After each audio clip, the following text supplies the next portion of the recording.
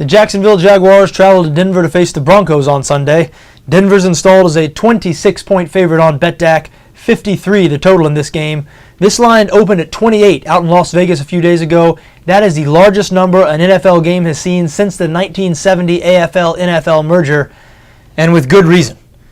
There's really not much point in breaking down the X's and O's of this game. You know the story. The Broncos, the best team in the NFL, maybe with the best offense in the history of the NFL. Denver has scored more points through the first 5 games than any team in NFL history through 5 games of a season.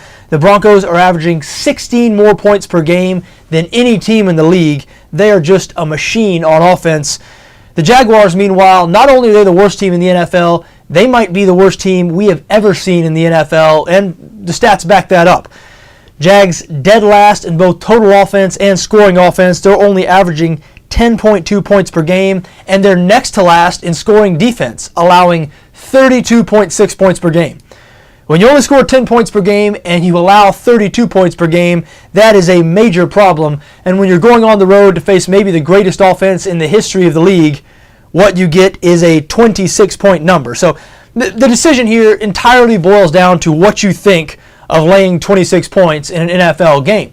Since 1972, there have been 8 teams favored by 21 points or more in the NFL. Those teams are 1-7 against the spread, so it is very, very difficult to cover a number like this.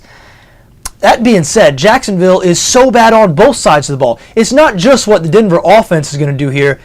It's what the Jags offense is going to do when they're on the field, meaning will they turn the ball over? Will they allow Denver to score a defensive touchdown? The Jags are the type of team, as you know if you've seen them play, when their offense is on the field, it feels like there's just as good a chance of the opposing defense scoring as there is the Jags offense scoring. So, look, I'm not eager to lay 26 points. This is not going to be among my best bets this week, but I am really not eager to bet on the Jacksonville Jaguars. There is no way you'd catch me backing the Jags, even in a situation like this. I mean, you expect Denver to be ahead by 20-24 at halftime. Now, I understand that by the fourth quarter, most of Denver starters are probably not going to be in the game anymore, and they could have a 31-point lead at the end of the game. The Jags could score a garbage time touchdown and cover here, and that could happen, no doubt about it. And that is why I will probably lay off of this game. However, if I was going to have a play, it would be on Denver minus a 26. The over a bet that also looks interesting here. The Broncos scored over 50 points in 2 straight games, and the total here is only 53. Denver might score 53 on their own.